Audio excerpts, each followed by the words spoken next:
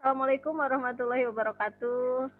Waalaikumsalam Waalaikumsalam warahmatullahi warahmatullahi wabarakatuh. wabarakatuh. Apa kabar Bapak Ibu sore ini? Alha- Ya, Alhamdulillah alhamdulillah sehat. sehat. Ibu apa Sebaiknya kabar? Ibu gimana kabarnya? Alhamdulillah sehat juga dan insya Allah selalu semangat ya Bapak Ibu. Amin. Siap. Hari ini kita akan mengikuti kegiatan simulasi in-house training untuk kegiatan Komite Sekolah Penggerak dan kita masuk di kelompok E. Perkenalkan, nama saya Siti Herani dari SMA Negeri 1 Rancabungur. Di sini nanti saya berperan sebagai host. Kemudian ada Bu Neneng Sumiati dari SMA Negeri 1 Cibunggulang yang nanti juga berperan sebagai pembuka ice breaking, kemudian sebagai peserta, begitupun saya jadi peserta, dan Bapak Totong Sudiana dari SMA 8 Garut sebagai pemateri. Nah, dalam kegiatan ini nanti akan disampaikan tentang bagaimana pengembangan kurikulum operasional. Nah, materi ini akan langsung disampaikan oleh Bapak Totong. Sebelum memulai acara, ada baiknya kita terlebih dahulu membaca basmalah. Semoga kegiatan ini diberi kelancaran dan kita semua mendapatkan wawasan yang baru. Mari sama-sama kita membaca basmalah.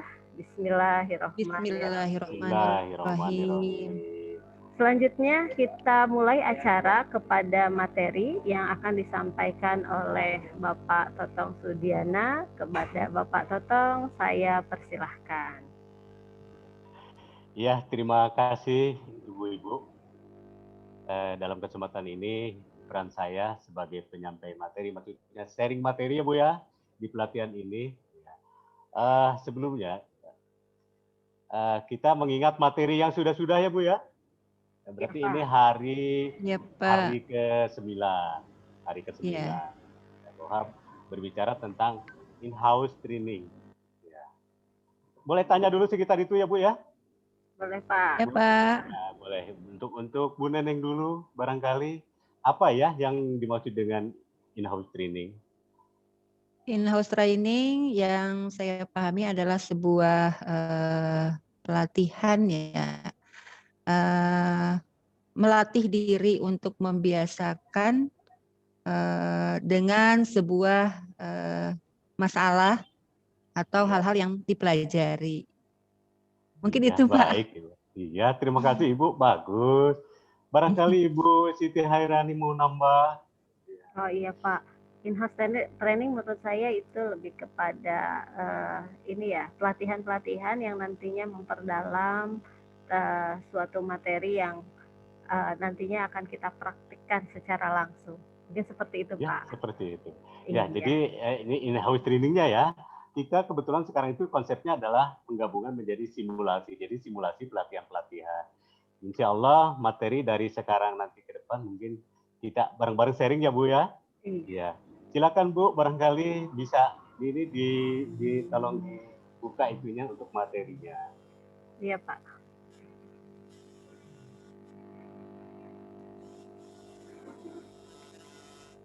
Sudah terlihat Pak? Belum Bu. Ya, udah terlihat.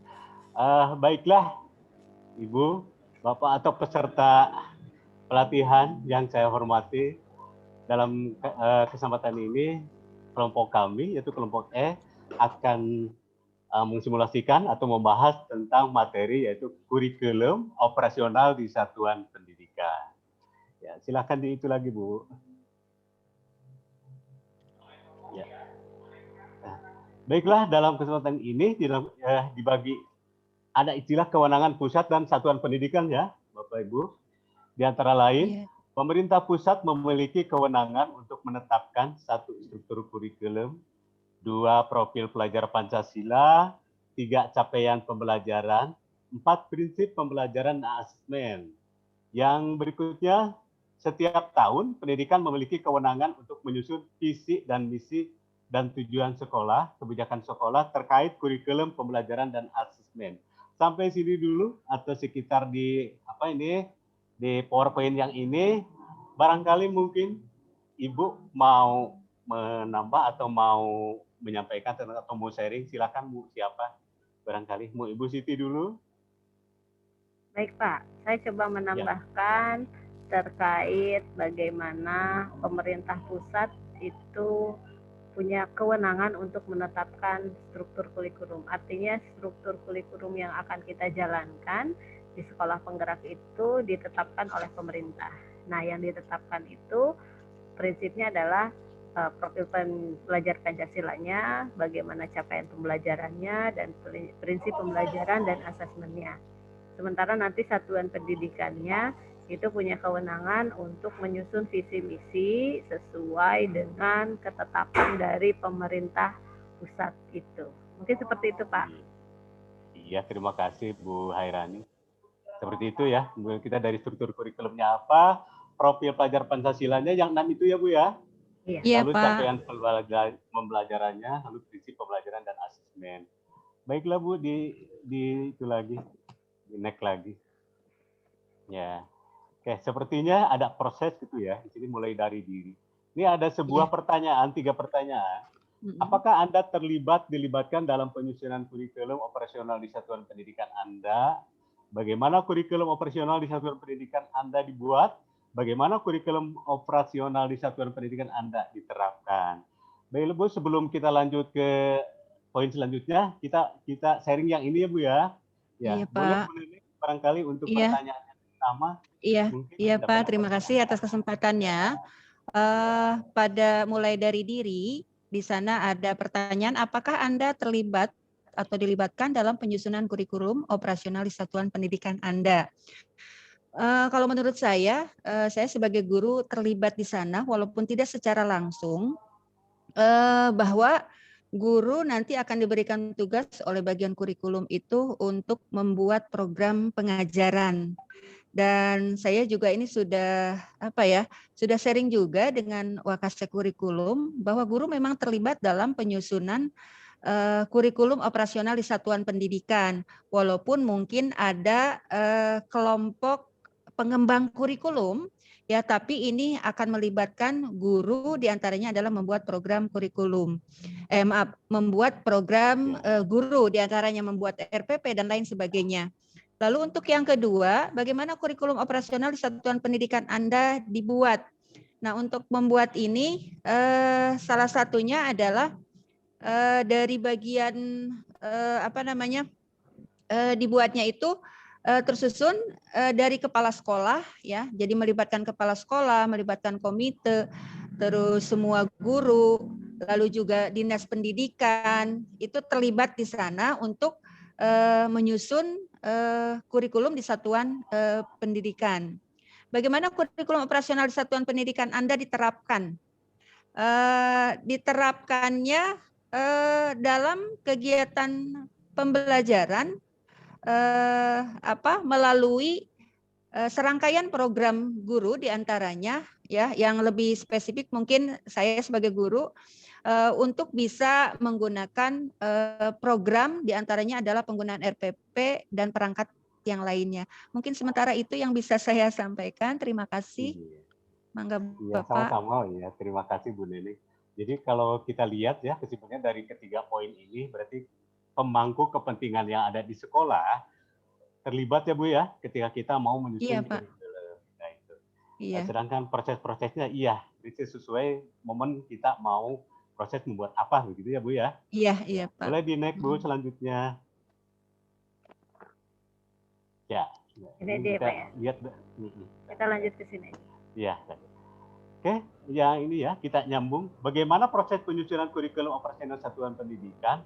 Terlebih dahulu mari kita pahami kerangka dasar dan struktur kurikulumnya. Ya, di next Bu. Ya, ketika kita mau memahami kerangka dasar dan struktur kurikulum, apa saja yang menjadi dasar panduan kurikulum operasional di satuan pendidikan, apa saja yang ditentukan oleh Kementerian Pendidikan dan Kebudayaan, dan apa saja yang menjadi otonomi satuan pendidikan. Mau di next atau mau sharing dulu yang ini Bu? Ya, di next aja ya. Iya, next aja. Ya, di next aja. Nah, jadi inilah ceritanya ya, ketika kita memahami kerangka dasar dan struktur kurikulum, di sini ada kerangka tujuan-tujuan yang dapat dicapai dalam konteks luas dan jenjang Ibu ya panjang. Diharapkan kerangka dasar ini menjadi kompas dalam menunjukkan arah pendidikan Indonesia. Berikut sekaligus penjelasan mengenai dokumen pendukung atau dokumen yang selalu menjadi rujukan ketika mengembangkan kurikulum satuan pendidikan. Siapa saja, apa saja gitu ya konsepnya. Di sini mulai dari tujuan pendidikan nasional Ibu ya. Di sini kita lihat. Lalu ada profil pelajar Pancasilanya. Nah, lalu kita lihat dari standar nasional pendidikan. Pendidikan diatur sebagai kerangka dan sudah diterjemahkan pada struktur kurikulum, prinsip pembelajaran, dan asesmen serta capaian pembelajaran. Lalu ada struktur kurikulumnya, lalu ada prinsip pembelajaran asesmen, lalu ada capaian pembelajarannya. Boleh sharing di sini? Menurut Bu Hairani, bagaimana ceritanya tentang ini? Menurut saya di sini kita akan memahami dulu terkait struktur kurikulum ya, kurikulum. Iya, Bu. Mulai dari tujuannya. Yang jelas sekarang kita menekankan pada profil pelajar Pancasila. Nah, yang Pancasila. seperti ya Pancasila, profil pelajar Pancasila. Nah, di sini yang nantinya akan jadi penuntun arah yang memandu segala kegiatan pendidikan di Indonesia, gitu ya. Kemudian ada standar nasionalnya itu kaitannya dengan bagaimana capaian pembelajarannya dan bagaimana asesmennya nanti diterapkan.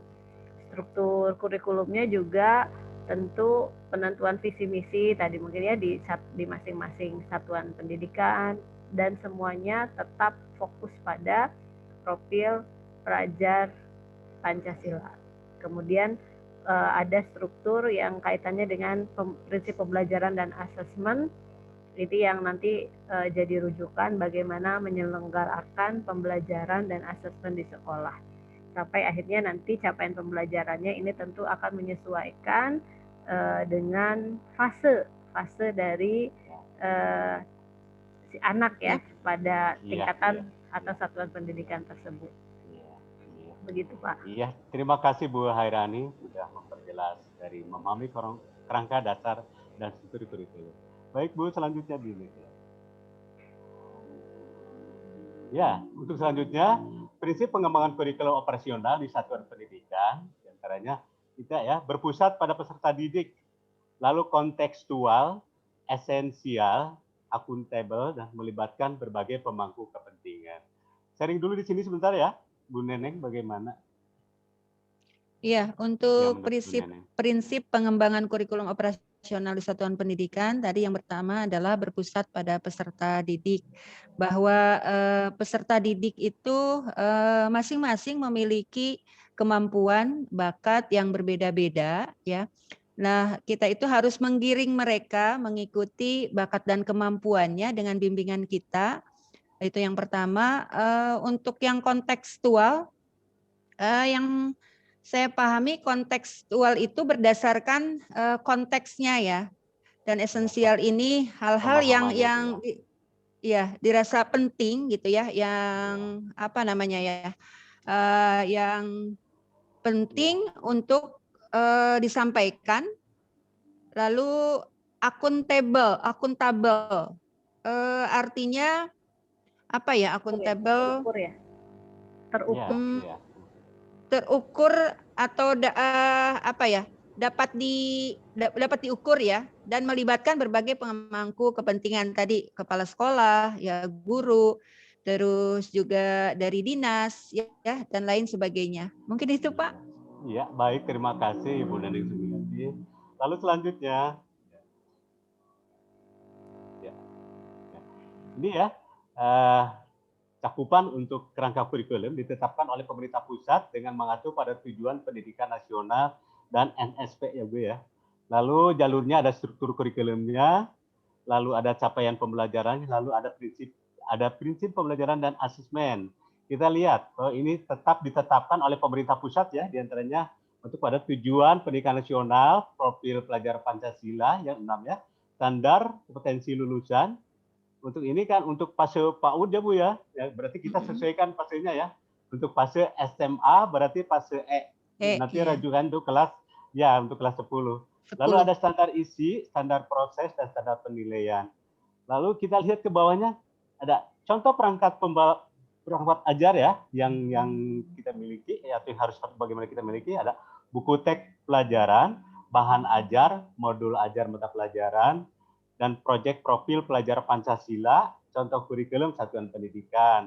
Lalu selanjutnya ada ini apa namanya itu fleksibel dan dinamis bahwa satuan pendidikan mengembangkan kurikulum operasional berdasarkan kerangka dan struktur kurikulum sesuai karakteristik satuan pendidikan. Ada visi, itu ya, di sini ada visi dan misi satuan pendidikan, profil pelajar khas satuan pendidikan, lalu ada konteks dan kebijakan lokal. Dilanjut di sini ada kurikulum operasional di satuan pendidikan perangkat ajar yang dikembangkan secara mandiri. Mungkin untuk yang tahapan ini. Baiklah Ibu, sebelum kita lanjut ke selanjutnya ke poin selanjutnya, barangkali mau supaya kita tidak jenuh, mau ada ice break dulu. Barangkali mau Bu Siti Haryani atau Bu Neneng silahkan. Oh, iya Pak. Untuk kegiatan ini ice breaking kita persilahkan kepada Ibu Neneng ya. Mangga Ibu. Iya, silahkan Bu. Ya.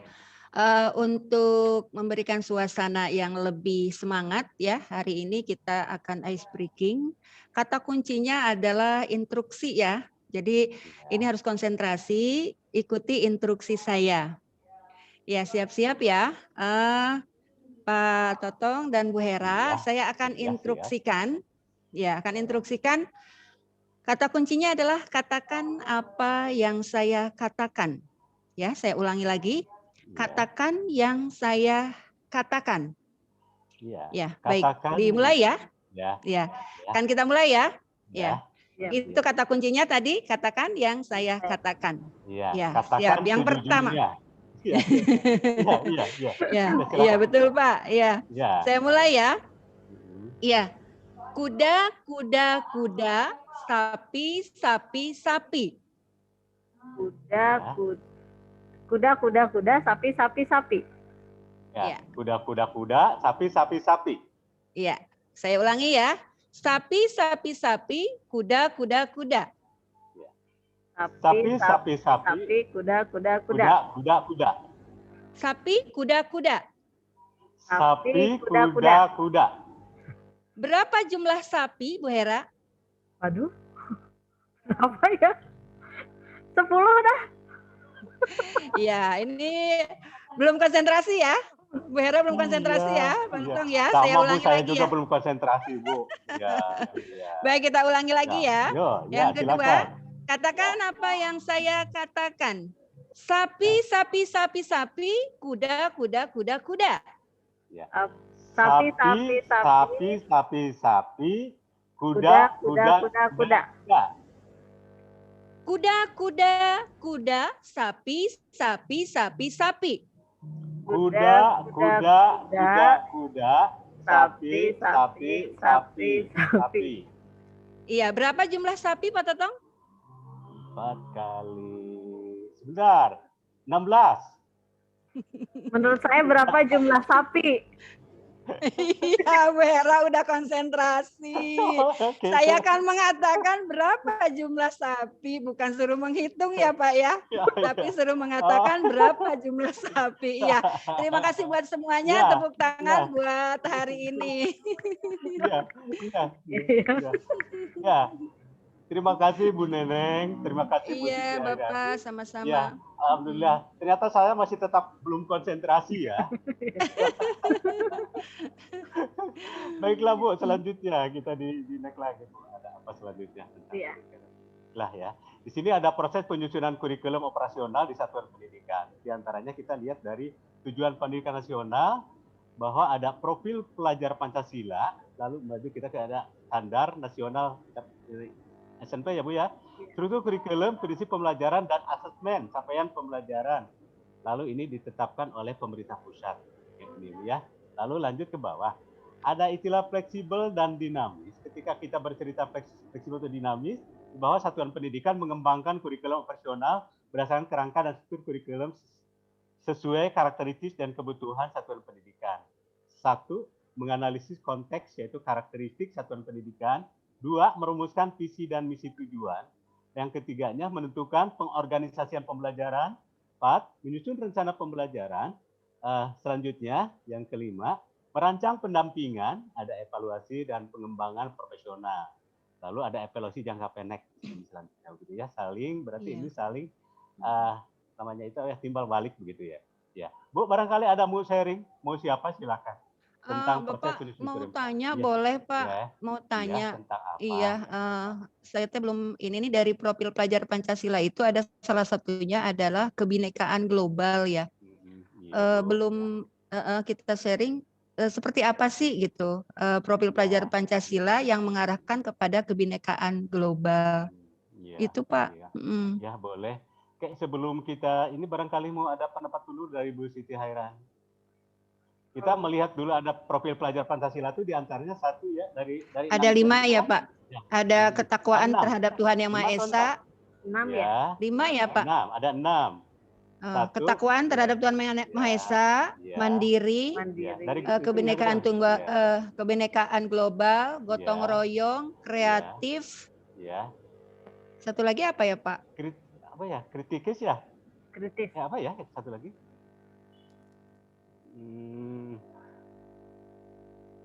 Ya. Oke, dari itu yang mengganjal, yang mengganjal saya. Itu dari kalimat tentang kebinekaan global. Kebinekaan yang global, ya, yang kita dari kebinekaannya dulu ya. Bahwa bineka itu berarti mempersatukan ya, mempersatukan. Bahwa bineka itu berbagai apa namanya, lihat dari golongan, dari dari warna, dari apa gitu ya. Berarti berbineka. Kalau sebelumnya kan berbineka tunggal ika begitu ya Bu ya. Ya. Kita lihat istilah globalnya. Barangkali Bu Siti Hairani nambah boleh. Ya. Bineka karena kita mungkin, kalau menurut saya ya, karena kita ini memang banyak suku, banyak adat gitu. Indonesia itu kan beragam. Mungkin itu konsep yang dibangun di sini, bahwa kita tidak punya perbedaan ya. Artinya di kelas itu keberagaman itu tetap satu gitu. Jadi kita memahami kebinekaan, tidak ada istilah oh kamu minoritas atau kamu mayoritasnya, lebih ke sana mungkin Pak. Apalagi sekolah saya cenderung beragam ya, karena secara di sekitaran Cabur itu ada etnis Cina-nya juga gitu. Itu ada ya. Jadi agamanya juga beragam, dari mulai Buddha, Kristen gitu. Itu kan ada. Hindu, Konghucu bahkan itu pun ada. Mungkin itu yang harus dipahami agar tidak ada minoritas mayoritas ya, dan mungkin itu juga yang nantinya pada akhirnya tidak ada pembulian itu karena beda, mungkin seperti itu. Iya, alhamdulillah sama Bu di saya juga, jadi tidak hanya mayoritas untuk itu dilihat dari agama, ada juga orang Cina di sini. Jadi memang salah satunya mungkin itu ya. Jadi ada kebinekaan kebinekaan global ya. Jadi global itu adalah satu. Jadi kita menjadi satu kesatuan, siapapun dan apapun dan bagaimanapun. Mungkin itu ya Bu ya. Iya. Oke. Iya Pak, terima kasih. Iya, barangkali di naik lagi Bu. Oh ini refleksi. Ya, ada refleksi. Mau bagaimana Ibu? Mau dicoba saja, tapi di sini sudah ada jawabannya ya Pak. Iya, udah ada jawabannya. Iya. Mungkin ini yang terakhir atau masih ada Bu, lihat lagi. Sudah Pak. Nah, baiklah Bapak, Ibu. Ya, konsepnya ini kan Bapak ada, saya ada satu. Ya, khususnya pelatihan simulasi untuk IHT hari ini selesai sampai di sini. Barangkali mau disimpulkan oleh siapa? Simpulannya jangan terlalu banyak-banyak, boleh Bu Neneng atau Bu Siti Hairani. Silakan Bu. Baik Pak, kita stop share screen-nya dulu ya Pak ya. Iya. Nah, berdasarkan hasil kegiatan hari ini, gitu ya, kesimpulannya menurut saya bahwa pedoman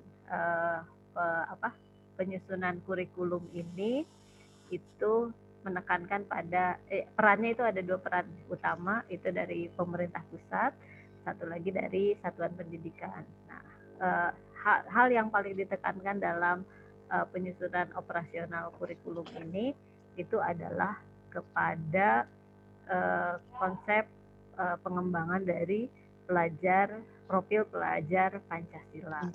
Nah, dan untuk hal-hal terkait pencapaian hal itu pemerintah pusat sudah menetapkan bagaimana tentang struktur kurikulumnya, prinsipnya dan sebagainya. Sementara nanti satuan pendidikan itu menyesuaikan dengan kondisinya untuk kemudian menerapkannya atau mengaplikasinya dalam bentuk visi misi, terus asesmen yang akan diterapkan untuk pencapaian profil pelajar Pancasila. Mungkin itu saja yang bisa saya simpulkan pada kegiatan hari ini. Kita tutup kegiatan ini. Ya, kita tutup kegiatan. Tutup ya Bu ya. Ya, kegiatan hari ini kita tutup dengan mengucapkan alhamdulillahirabbil alamin. Alhamdulillahirabbil alamin. Alhamdulillahirabbil alamin. Semoga kegiatan simulasi in-house training ini bisa memberikan manfaat kepada kita semua dan kita selalu diberikan kesehatan oleh Allah Subhanahu wa taala. Amin. Terima kasih semuanya. Ya, Kita tutup hari ini. Wassalamualaikum warahmatullahi wabarakatuh. Waalaikumsalam warahmatullahi wabarakatuh.